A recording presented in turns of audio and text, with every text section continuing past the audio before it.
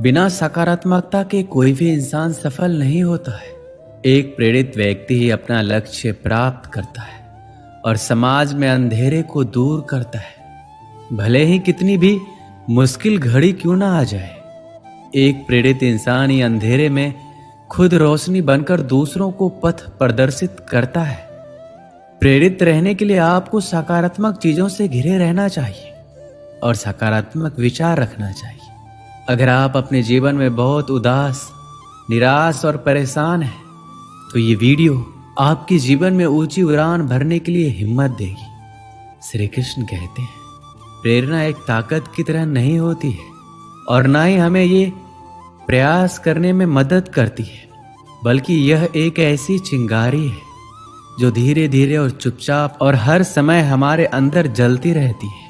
लोग वही कहते हैं जो वो कहना चाहते हैं और वही सोचते हैं जो वो सोचना चाहते हैं, और आप उनका विचार नहीं बदल सकते। इससे कोई फर्क नहीं पड़ता कि आप कितने धीरे चलते हैं, जरूरी ये है कि आप रुके नहीं।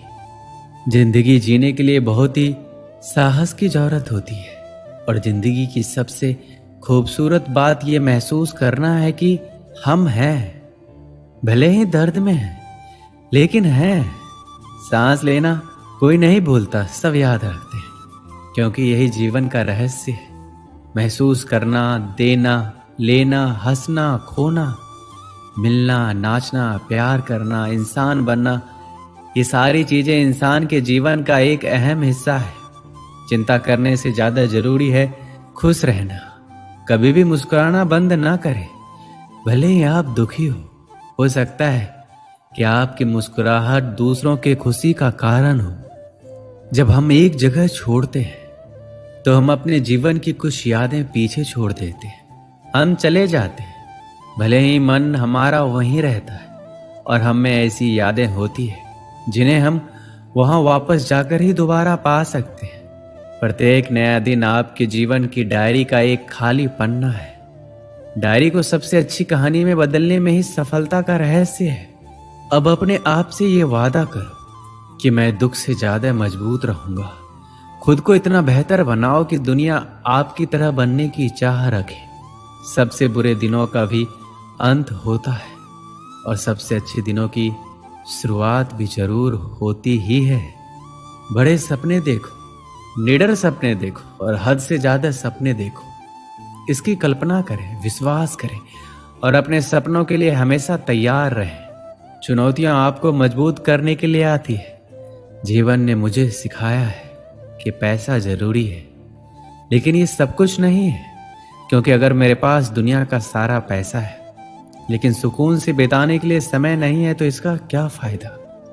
सपने देखने का मतलब ये नहीं है कि आप सिर्फ सपने देखते रहें। आपको सपनों के बारे में सोचना भी होगा। आप थोड़ा समय लें और फिर तय करें कि आप अपने पूरे जोश के साथ किस सपने को पूरा कर सकते हैं। जब हम कुछ हासिल करना चाहते हैं तो कई लोग कहते हैं कि ये नहीं किया जा सकता, ये सही नहीं है। यदि आप सफल होना चाहते हैं तो ये आपकी पसंद है, तो बस आप अपने आप पर विश्वास करें। यदि आपको कभी भी लगता है कि सब कुछ बहुत कठिन है, तो याद रखिए, कई लोगों ने साबित कर दिया है कि सपने सच हो सकते हैं। यदि आप चाहें तो जिंदगी में जो भी हासिल करना चाहते हो उसे वक्त रहते हासिल कर लो, क्योंकि जिंदगी मौके बहुत कम और धोखे बहुत ही ज्यादा देती है। बुरे वक्त में जो साथ दे वही तो सच्चे अपने होते हैं, जो दिल से आपको प्यार करते हैं। कभी उनका हाथ और उनका साथ ना छोड़ना जिन्होंने आपको कभी अकेला नहीं छोड़ा। समय बहुत बड़ा सौदागर है। हमें कामयाबी तभी देता है जब हमसे हमारा बहुत सारा वक्त ले लेता है। समय जब सच की गवाही देता है तब झूठ का कोई औकात नहीं होता। सफल समय कभी नहीं मिलता, इसे हासिल करना पड़ता है। सफल नहीं होते ऐसे ही सब लोग। हर समय हर पल सफलता की चिंगारी को अपने अंदर जलाना पड़ता है। दूसरों के बुरे वक्त पर हंसने से पहले ये याद रखना कि वक्त सबको एक ही नजर से देखता है।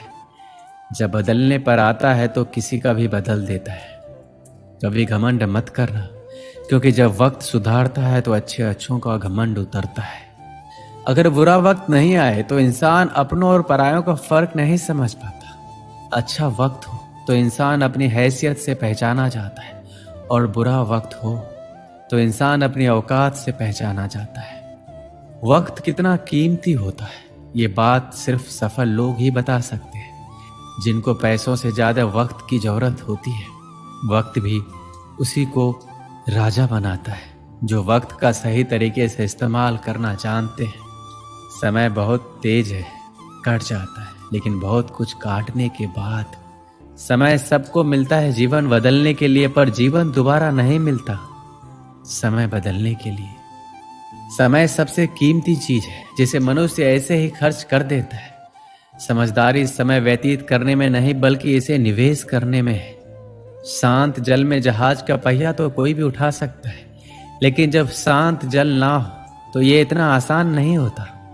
आप केवल अच्छे समय का आनंद नहीं ले सकते, आपको कठिन समय में लचीला होना होगा। एक समय की बात है, एक ऐसे राज्य की जहां पर हर 5 साल के बाद राजा को बदला जाता था। जब भी राजा अपने 5 साल पूरे कर लेता था तो उसको एक ऐसे जंगल में भेज दिया जाता था जहां पर इंसानों के खाने के लिए कुछ नहीं होता था, और वहां जंगली जानवर होते थे और वही जानवर इंसानों को खा लेते थे। जैसे ही राजा के 5 साल पूरे हो जाते तो उसे अच्छे कपड़े पहनाए जाते, उसे हाथी पर बिठाया जाता और उसे जंगल में छोड़ दिया जाता जहां पर खाने के लिए कुछ नहीं होता।